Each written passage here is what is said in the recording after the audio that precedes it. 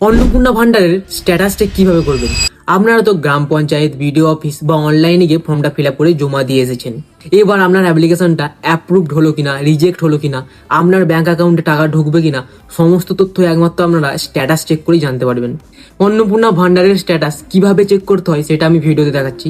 তার আগে তোমরা আমাকে ফলো এবং সাবস্ক্রাইব করে নাও। প্রথমে আপনারা গুগলে গিয়ে এই ওয়েবসাইটটাতে চলে যান, যেটাতে অন্নপূর্ণা ভান্ডারের ফর্ম ফিল আপ করা হচ্ছে।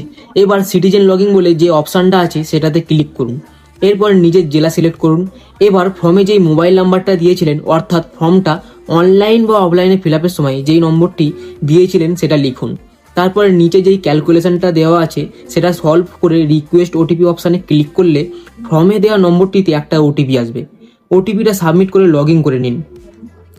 লগ ইন করার পর যদি এই পেজটা আসে, যেটাতে application submitted family level data collection ফর্মের নিচে আপনার অ্যাপ্লিকেশন আইডি ও তার নিচে ডেট অ্যান্ড টাইম দেখিয়ে দেয়, তাহলে জানবে যে আপনার অ্যাপ্লিকেশনটা অ্যাপ্রুভ করা হয়েছে। ওটিপি সাবমিট করার পর যদি কোনো কিছু না আসে, নতুন করে একটা ফর্ম ফিল আপের পেজ চলে আসে, তাহলে বুঝবেন আপনি যে ফর্মটা অফলাইনে ফিল আপ করে জমা দিয়েছিলেন সেটা এখনো পোর্টালে তোলা হয়নি, যার কারণে আপনাকে কিছু দেখাচ্ছে না। এবার আপনারটা চেক করুন আর কমেন্ট করে জানান আপনাকে কি দেখাচ্ছে।